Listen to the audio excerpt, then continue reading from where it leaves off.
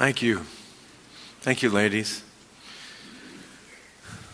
One thing that I neglected to do during the announcements that I felt guided to do on the way here today was to take a moment to give thanks for somebody. We have so many volunteers here at Unity that make this place run well. But I wanted to just give a little bit of attention to our sound person.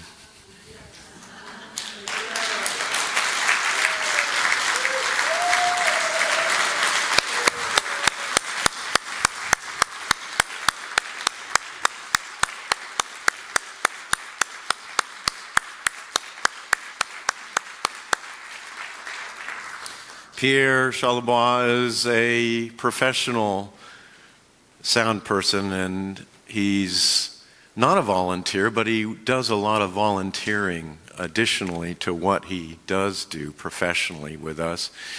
And he's been with us for about 8 years or so, maybe longer. I'm not quite sure. But thank you. Thank you so much. Yeah.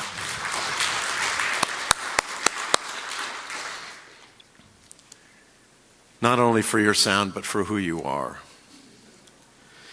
So in 2003, I recall standing in a prayer circle with the people that were showing up that day to be part of the service. The sound people, the chaplains, the senior minister, the pastoral minister that I was at that time, and other board members. And before the service, we would gather and have a time of centering prayer, going deep within our commitment and our dedication to the light and to the service that we were about to enter into. And as the pastoral minister, I always led that, and so we joined hands and we prayed, and then after coming out of that, the senior minister, Jim Lee, who has served in Warren, Michigan for many years, I think he's retired now, but I remember opening my eyes and he looked at me and he said, "Bruce, it's showtime."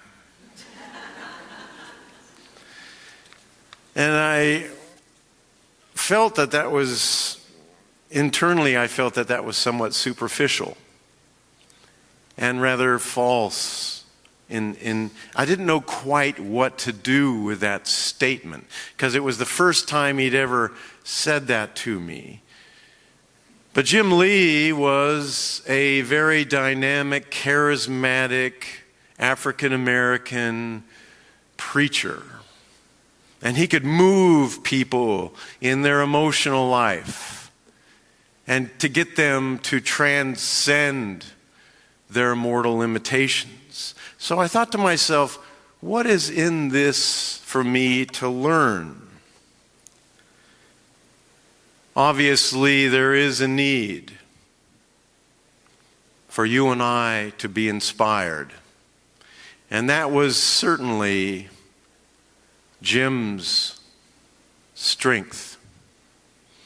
In fact, when we were in ministerial school, he was the chaplain for the ministerial students. I was one of those students during his service as chaplain. And he used to say to me, "Bruce, I would have been scared of somebody like you way back when, because you know a lot that I don't know."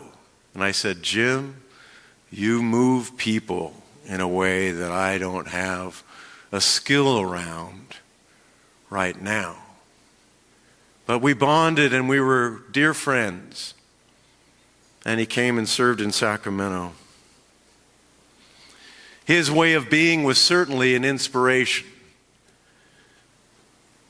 to people to move their emotional energy, which sometimes we get stuck in our emotions. We get stuck in our identity as this or that.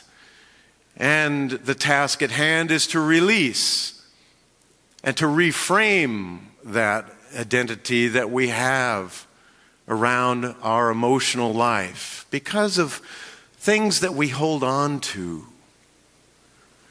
But I looked at the word inspiration, and the word inspiration means to be in spirit, to be in the Spirit, and that is key to us allowing ourselves to release, to reframe, to shift perception. Because the Spirit is our very essence.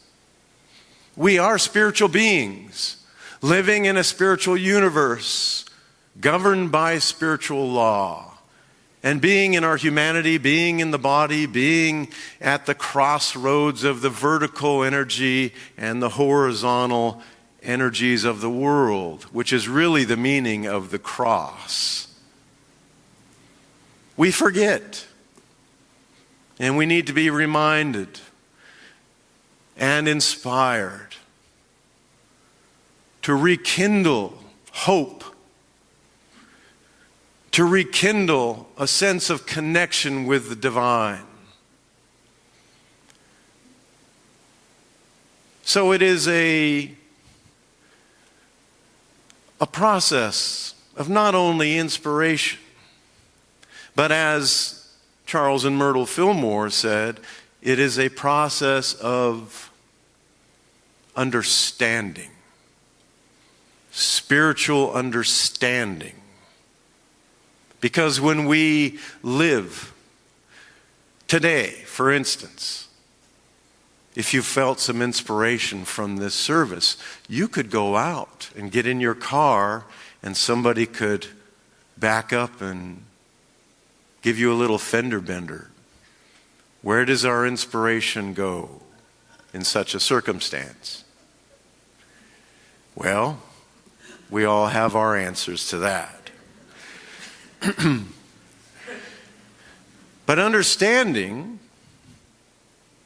we may still have an strong emotional response, but our understanding could help us to get out of our car and go see this person and to say, well, maybe I have a divine appointment with this individual on some level. Maybe there's a reason why I bumped into you today. So we can see the situation in a different way. Max Lafser, who was a mentoring minister to me back in the early 90s, used to serve here in the 70s. It's interesting. Dorothy Pearson helped to found this church. Max Lafser was my mentor in the 90s. And now I'm here. All three. Very close. And why are we close? Because we're dedicated to spiritual understanding. And of you, us, developing our spiritual authority, excuse me, our sovereignty.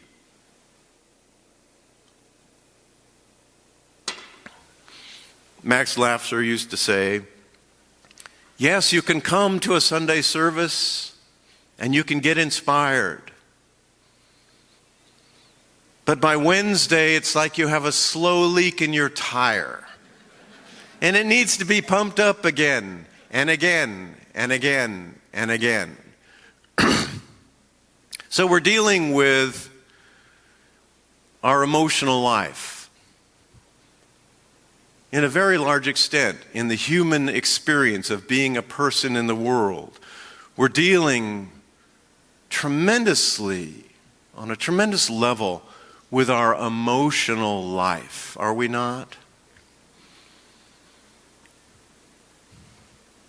And we require inspiration.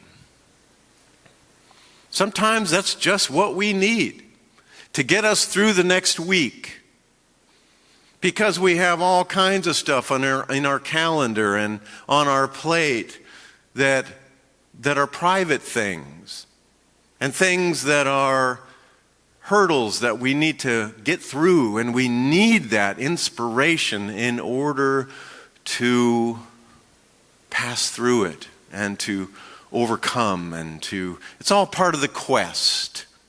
It's all part of the hero's journey. It's very important. But in my life, equal to inspiration of being in spirit is to have that spiritual nature be quickened so that there is an inherent understanding. Understanding is an interesting word too. That which stands under us, stands within our awareness, so that when things come, challenges come, we can live from a place of standing upon a rock of truth. And sometimes we fall off that rock. I can't tell you how many times in this life experience I have fallen and gotten up over and over and over again. But that is the path of the overcomer. And when I am sharing with you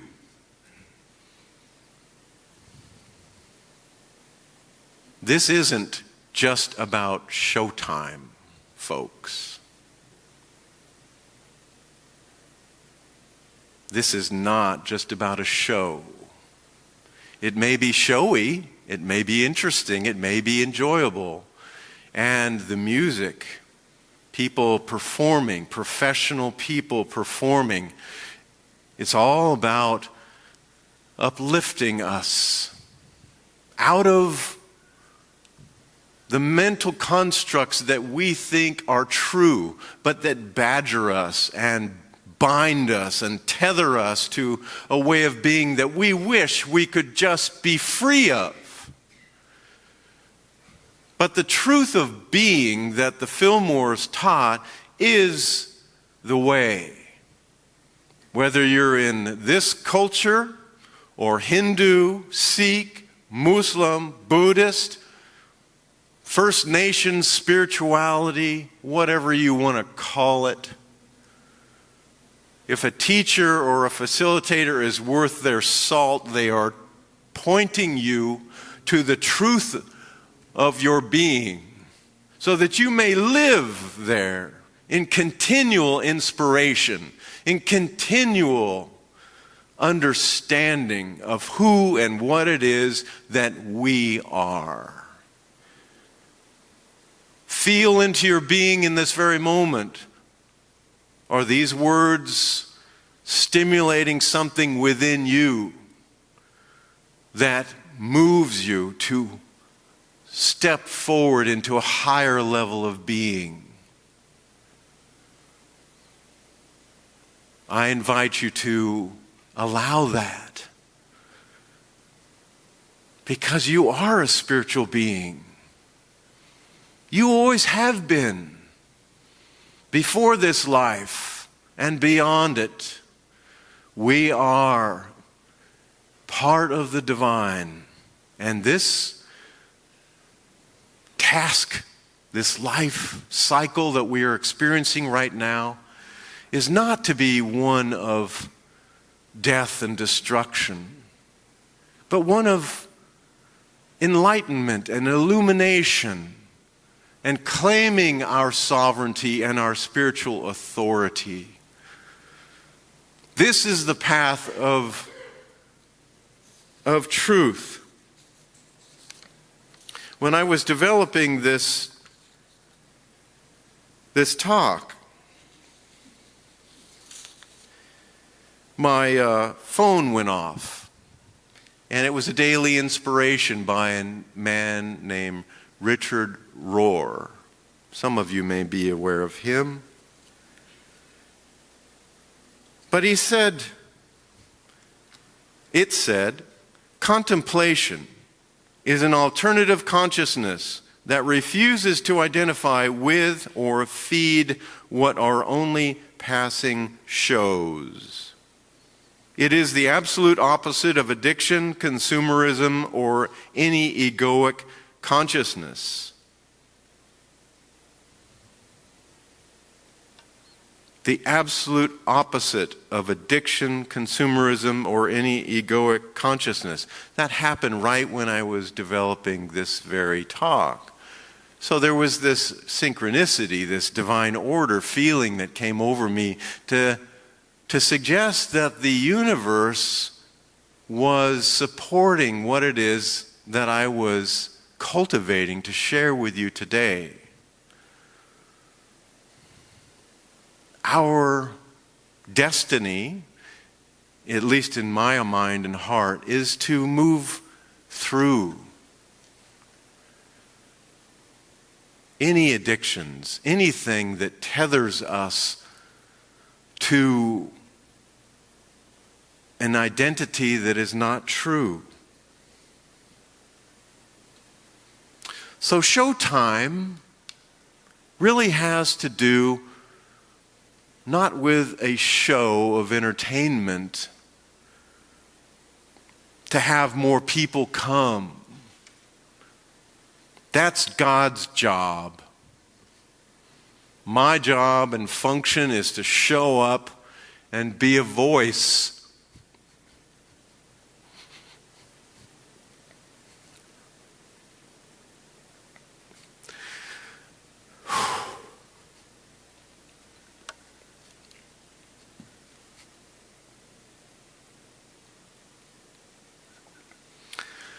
A voice for our true nature, for your true nature, which is calling all of us, it's calling all of us home to ourselves with a capital S. God knows we deal with ourselves with a small s every moment of our lives. But our self with a capital S is our sovereign spiritual authority. That is what it is. That is the truth. That is the truth of being that the Fillmores felt so strongly to build this unity movement on.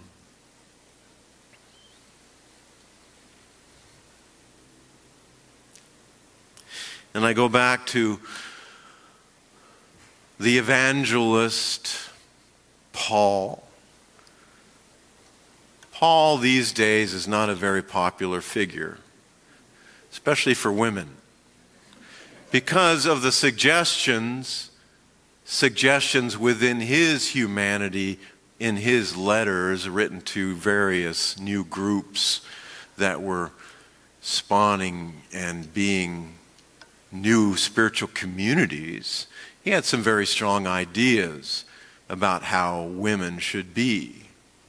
Well, if you release that and just see that as being part of his humanity, the filter through which some truth came through, if you can just set that aside and forgive Paul, he was just an inspired man. He was an inspired man that had some actual experiences of light and presence that you and I also experience. But he said, be transformed through the renewal of your mind. That's what we're engaged in here. Renewal of consciousness, renewal of mind.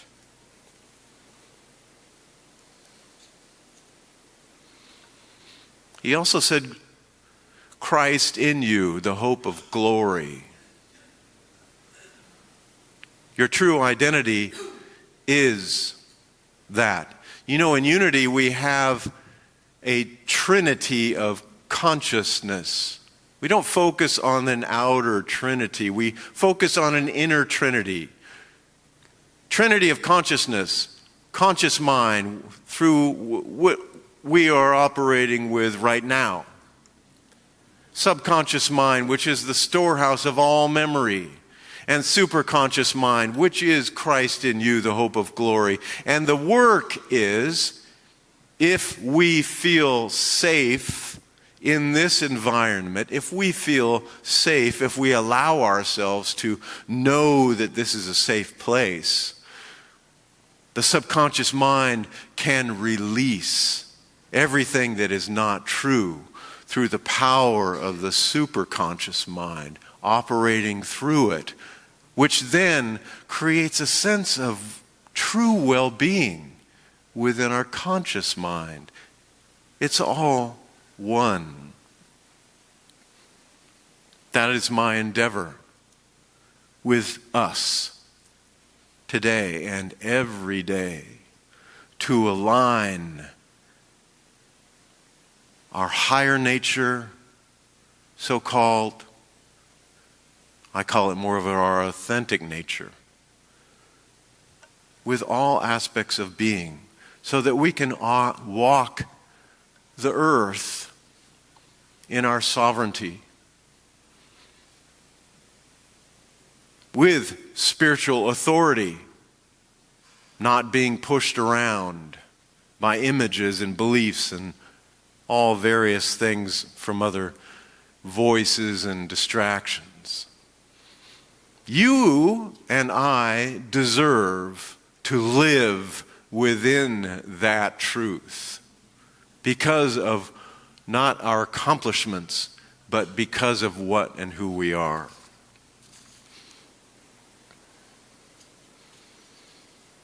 So it is showtime, but it's time to allow ourselves to be shown the truth. That's what real showtime is. Thank you very much.